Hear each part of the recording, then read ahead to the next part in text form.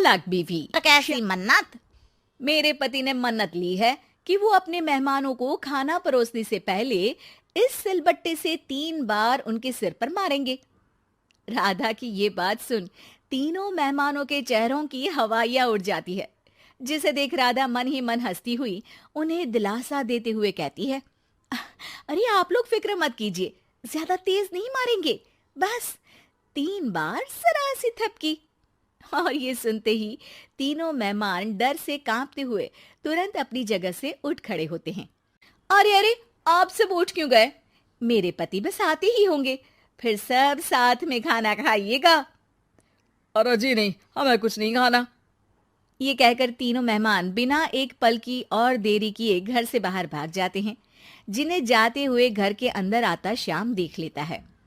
अरे वाह राधा, उन तीनों मेहमानों ने तो बड़ी जल्दी खाना खा लिया। नहीं ना, बिना खाए ही चले गए। अरे वो क्यों? क्योंकि वो खाने से पहले मुझसे ये सिलबट्टा मांग रहे थे, तो मैंने बोल दिया कि मेरी माँ ने दिया है, मैं नहीं दे सकती, बस फिर वैसे ही चले गए। राधा की बात सुन श्याम गुस्से से लाल होकर उस पर चिल्लाने लगता है।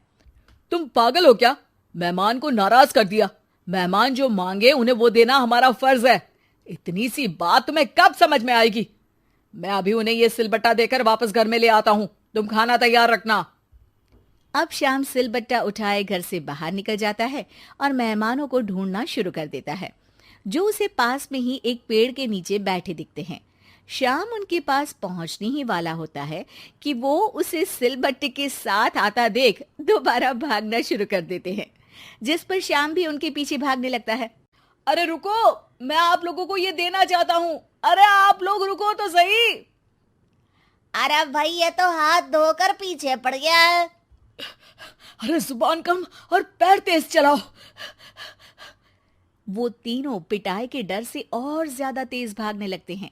इसी तरह तीनों मेहमान आगे आगे और श्याम सिलबट्टे के साथ उनके पीछे पीछे पूरे गांव में घूमते हैं, जिससे धीरे धीरे गांव में ये खबर फैल जाती है कि श्याम दयालु और उदार इंसान तो है, लेकिन अब से वो किसी की भी मेहमान नवाजी से पहले सिलबट्टे से 3 बार उसके सिर पर मारेगा, जिसके प्रभाव से अब लोग उसके घर खाने पर आना बंद कर देते हैं।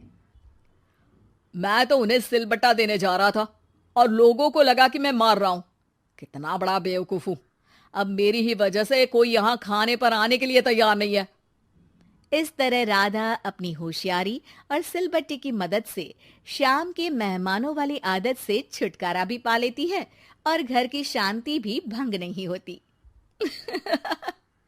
जरूरी नहीं कि हर जंग हथियार से ही लड़ी जाए, कुछ के लिए सिर्फ दिमागी चाल ही काफी होती है, और अगर शांति के साथ अच्छे से दिमाग लगाकर सोचा जाए तो मुश्किल से मुश्किल समस्या का समाधान मिल ही जाता है।